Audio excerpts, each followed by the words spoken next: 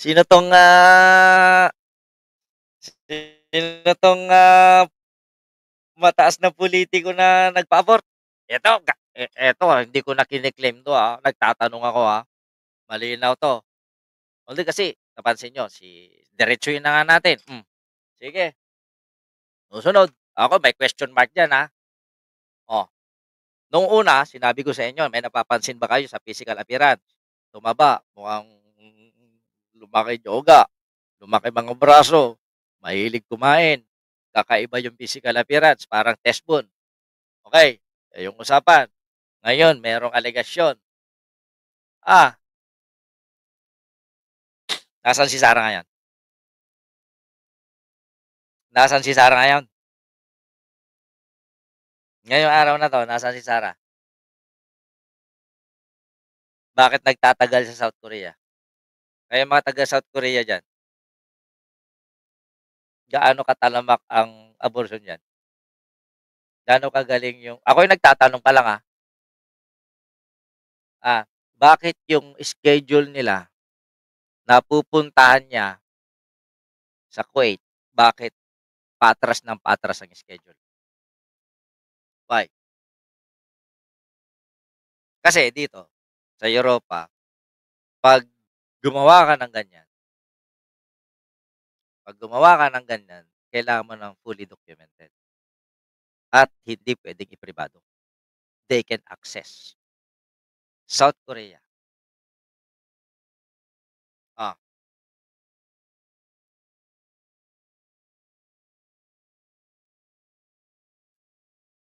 gaano katotoo 'to? Ako yung nagtatanong, kasi may mga umeere ngayon. May mga bulong-bulong,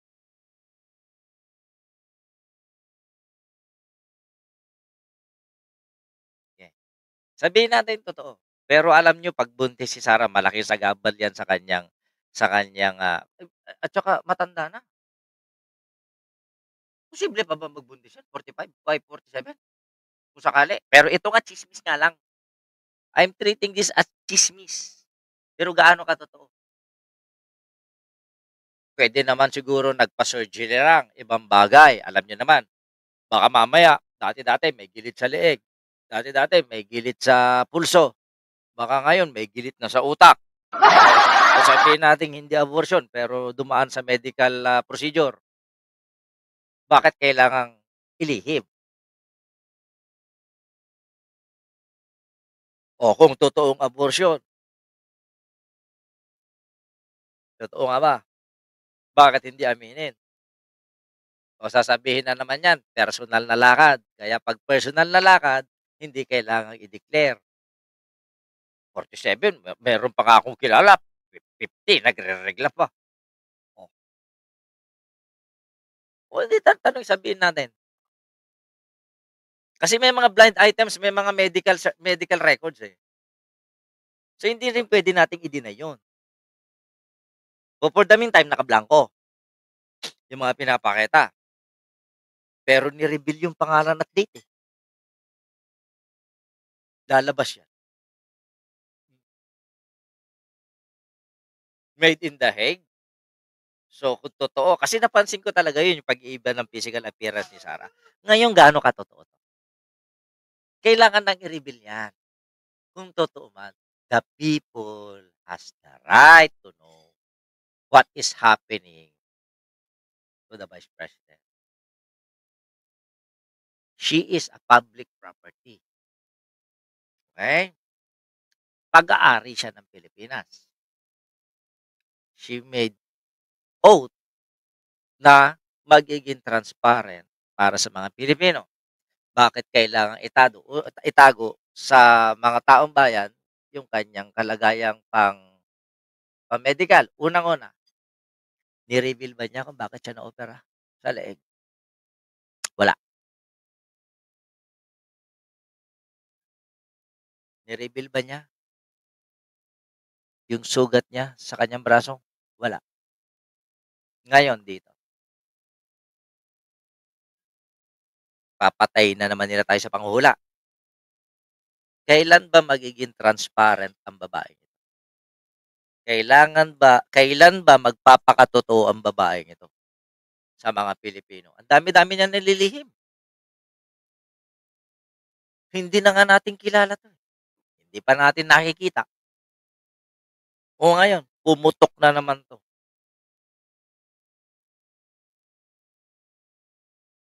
'di ba? Manang Teresita Urbano, shoutout. Ngayon kailangan nilang ilabas. Ako hindi ko sinasabi. Kasi sabi ko, nabasa ko sa dalawang GC nga, eh. Sabi ko ilalabas ko, pero patanong. Bahala kayo diyan. Sabi nila, "Wag BT, ganito." Babutangan na niyo basta ilalabas ko 'to, patanong. Ngayon, para ma-pressure silang ilabas. Ngayon, pressure kayo na ilabas. Ilabas niyo 'yan kung hindi papangalanan ko yung next time. Nakapag-screenshot ako. Totoo lang, tanong kung totoo, sino tatay? 'Yun lang. Unahin muna natin kung totoo o hindi. Kasi may pinapakita sila, eh. Certificate, name of the patient, date of, yung petsa, oh, name of hospital, sige.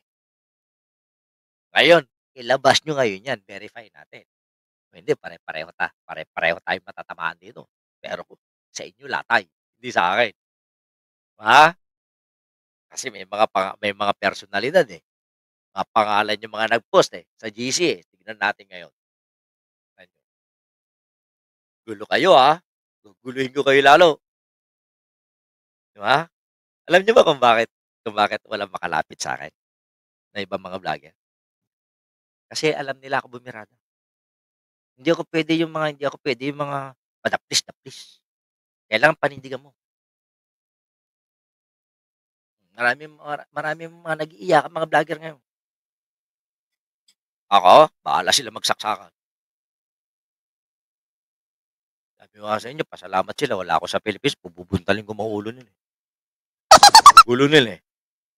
Sino lagi kasama niya sa daigdig? Ay, nasa Paris ngayon 'yon.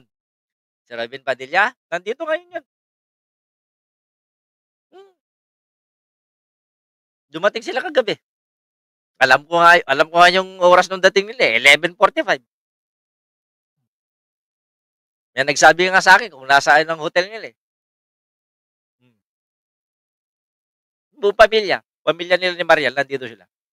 Naku, budol naman 'yan, BD, sanay 'yan si Sayad, ghosting. Eh,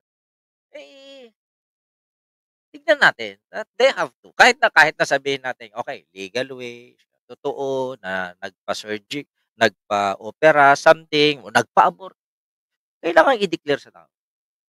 We can understand. Maintindihan naman natin. Kaya siguro kung nagpa-abort man 'yan,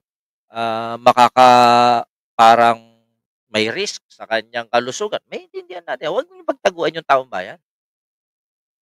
Kung, nagpa-opera 'yan ng ingrown, puwede naman natin maintindihan. Yung totoo lang. Siguro kaya nagtagal sa abroad kasi kailangan niya mag-opera, kailangan ng katawan niya, kailangan para maging safe siya, puwede yun. Hindi yung tataguan mo. Ang dami-dami mong ngak, ang dami-dami mong rason, nagkakagulo ng mundo dahil sa'yo. Tapos ikaw palihim-lihim ka pa, 'di ba? Bakit kailangan pagtaguan ang mga Pilipino? Pinaglilihian niya siguro si BBM, naku Diyos ko sa Mari del Rosario, hello, wag ka wag ka sana magdilang anghel. Dahil 'pag nagkatotoo yan Diyos ko, kawawa naman si BBM, papayat na naman si BBM niyan 'pag pinaglihian. Tapos 'pag dilihiin ka pa ng demonyo, ay sabi daw, Anthony, napanood ko yan sa ibang vlogger tapos yung babae na nag-ibang bansa na military ata ngayon, putya, agay dami nila. Sino military, si Garma? Yung military si Garma. Pulis yun. Pa-travel-travel na lang siya dahil ba risky para kay Sara Duterte makabalik siya rito. Hindi, Sarah will go down. At gagamitin yung pagbagsak ni Sarah para ikaangat ng iba. Sino yung iba? O, dito muna tayo kay ano, mamaya dagdagan natin kay Bagtit. Kasi continuation yung topic natin kay Bagtit mamaya. Again, thank you kay Manang Beth Ariola for sponsor, kay Smiling Grace for sponsoring this live stream. O, pero yun yung dalawang expose natin ha. Ngayong araw na to, dito nyo naman nalauna nalaman yan. Yung denied yung access, pag-access ni Hanilet sa mga bank accounts nila, and this one. Ito ang tanong ko rito, gaano katotoo to?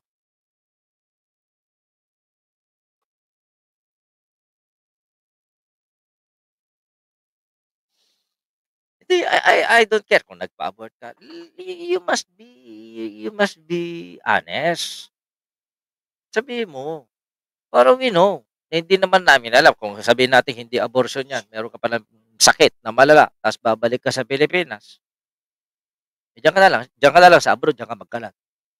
We have to know kung ano ang health condition ng ating Vice President. Is she really capable of happy birthday sa wifey mo, Wendy? Ay, kapitbahay ko po yun. Kapitbahay ko yun. Nandiyan, nakikinig. Kailangan maging transparent. Kailangan maging honest.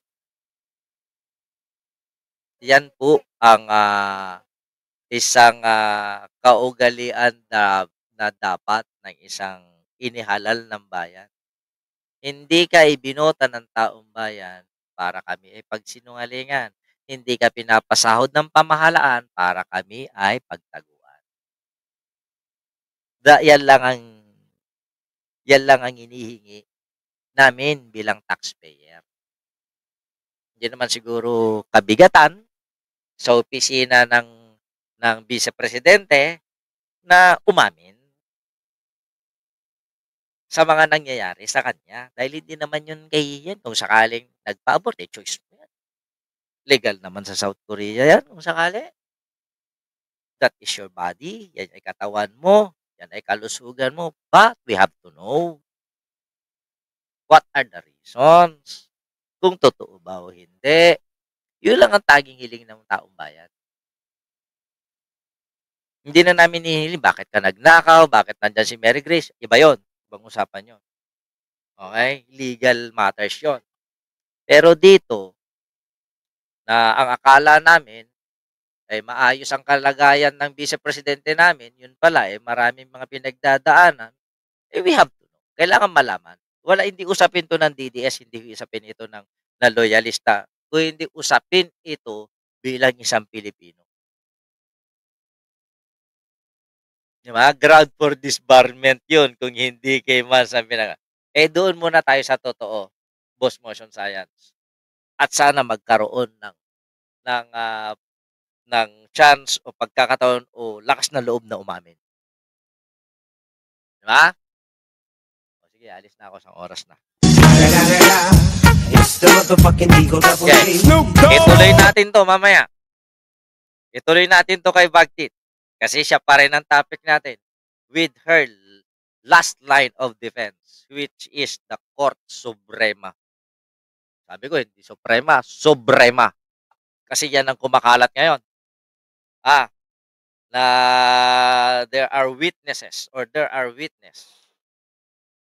witness na nagkaroon nga ng bayaran. Kaya pala ayaw nyo. Ito sa akin lang to may personal opinion. Kaya pala ayaw ng Korte Suprema na mailabas sa madla yung bank accounts kasi baka makita daw natin na may mga transactions sa bangko ng mga Duterte para sa mga maestrado ng Korte Suprema. Yan ang alegasyon. Yan ang sinasabi ng mga nagsasabing mga credible witness. At hindi lang yan. May mga sinasabi rin doon sa mga personal accounts na kaya ayaw ilabas sa impeachment trial kasi may makikita tayong mga pangalan ng mga senador. O, tuloy natin yan mamaya. Kasama to. It's the motherfucking Eagle Double. Ayan. Tayo maraming salamat po. Ako'y may pupuntahan.